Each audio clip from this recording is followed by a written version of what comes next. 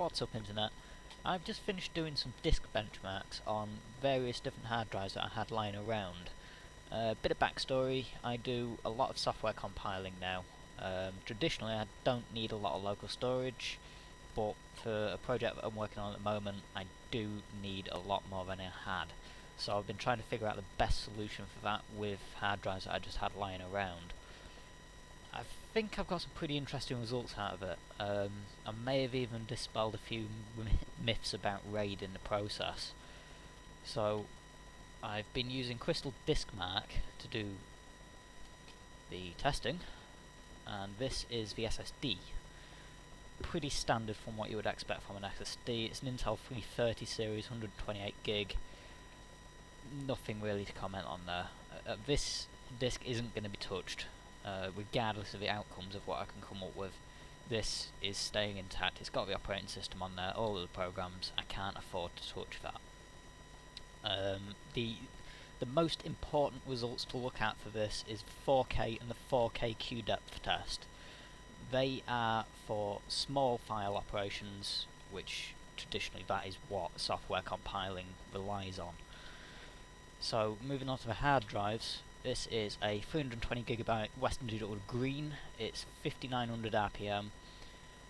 Nothing spectacular. I was actually expecting a little bit more out of that. It's quite a new drive. It doesn't have a lot of hours on it.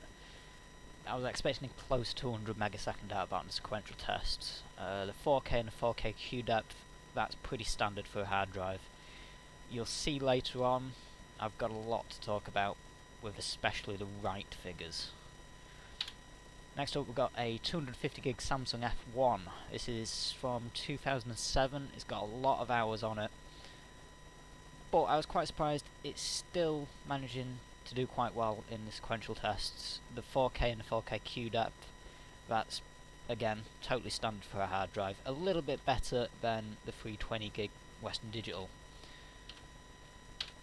Next up we've got some laptop drives. This is a 250GB Toshiba, again about 5-6 years old, lot of hours on it. It got absolutely hammered in my old laptop. I was quite surprised that it did this well, to be honest.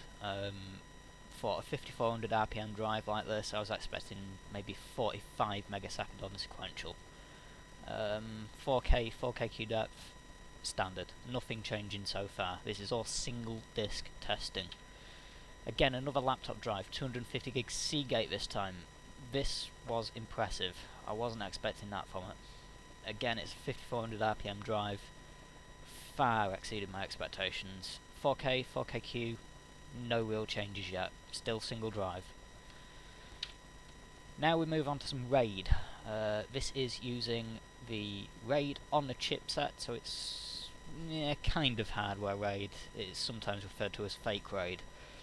This was the two laptop drives in RAID 0 to give a 500GB volume. The biggest thing that changed here was the 4K write speed and the 4KQ read speed. Because we're in RAID 0, that's pulling data to and from both drives at once. Fantastic, that's what we need to be looking at. We need to improve these numbers. I'm not too bothered about the 512K and the sequential at this point. At this point I found another hard drive, 500GB, almost brand new HDST, which is basically Western Digital now.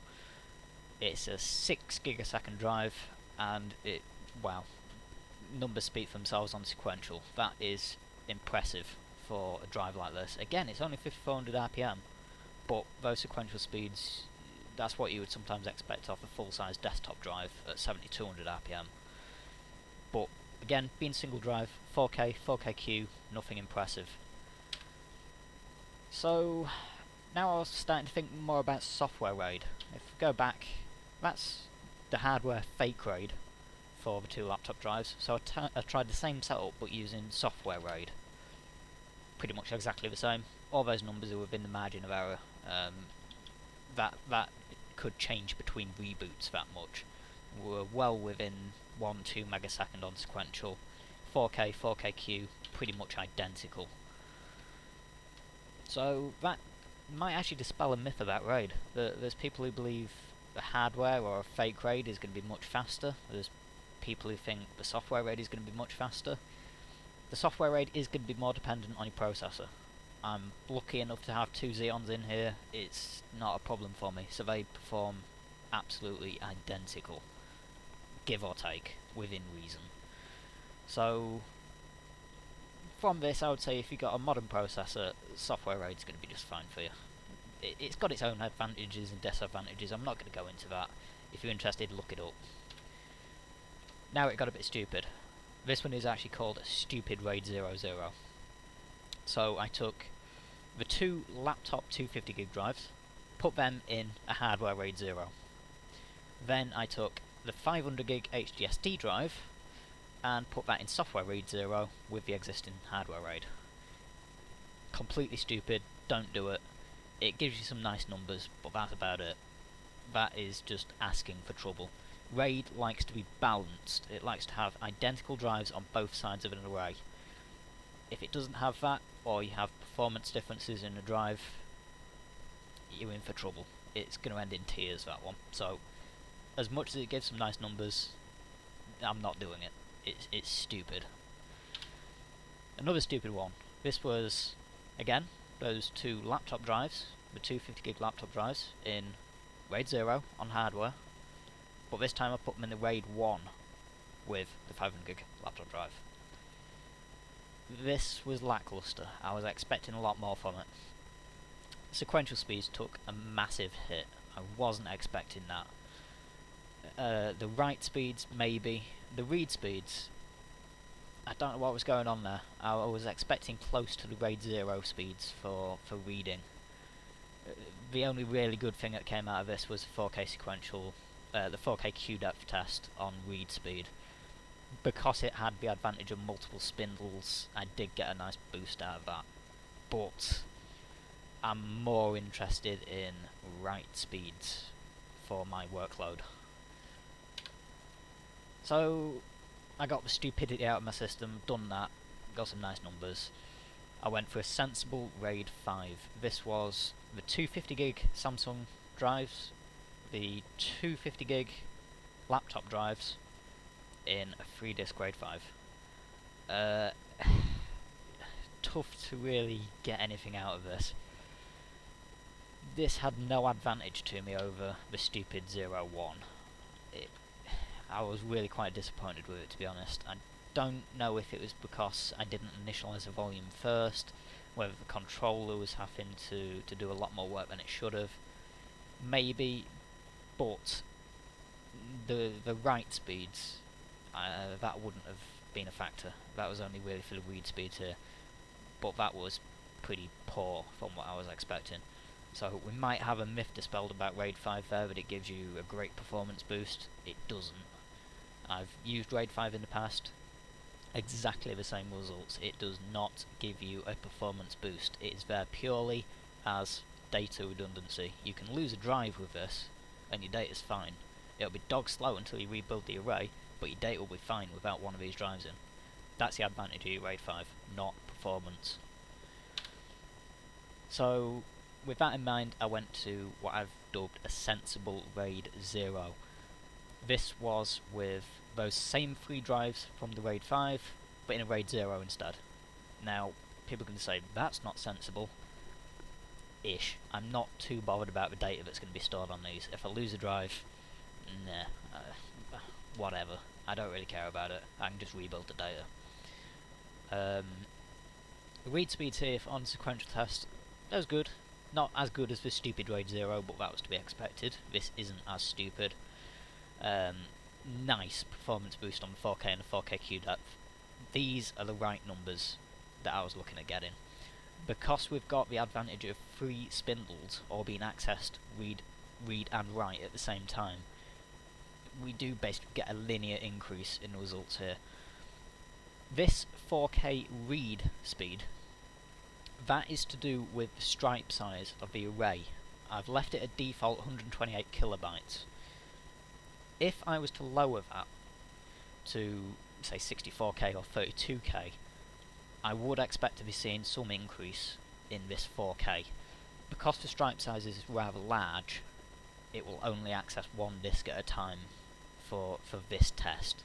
That's why the 4K queue depth, because it's queuing up 32 reads at once, it's able to spread those reads out across the disk. So you get a nice increase on the queue depth, you get a nice increase on the write speeds on both the 4K and the 4K queue depth. Fantastic, that's what I'm going for. That is going to be much, much better than a single drive for software compiling.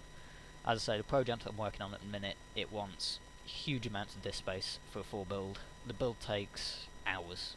We're talking 3 and 4 hours for a build. This, I'm hoping, is going to help it out somewhat. Ideally, I'll be running this on like 10 or 15k SAS drives. I'm not that worried about it. I'm not going to go out and spend massive amounts of money on really fast nearline drives just for this one thing. It might come in handy in the future, but at the minute I'm looking at this as being a temporary kind of thing. So just out of interest, I've ended a test over my network. This is 4 bonded gigabit links to give a LACP link at 4 gigasecond. That doesn't mean it actually achieves 4 gigasecond on a file transfer, it just allows multiple transfers to happen at once over the network. Quite good results here actually. I was expecting it to be a lot worse over the network. Sequential's okay, 512k is, nah, it took a hit, but whatever. 4K queue depth, about the same as a single disk. So there we have it. It still isn't going to beat the SSD, but I'm hoping that's going to be a lot better for what I need it to do temporary. Just to give you an overview, that's the SSD. That is the 320 gig Western Digital. That is just by itself, using it as a data volume just for storing programs and any crap that I need. The 3-disk RAID 0, the sensible RAID 0, that's going to be where all the software is getting compiled, and the scratch disk for just, you know, chucking data on there, moving it around. That'll be like the final build destination where it gets sent to. So I've gone from one SSD and one 320 gig disk to an SSD, a 320 gig disk, 650 gigabyte RAID 0, and an extra 500 gig disk just for scratch storage. Should be much better. Thank you.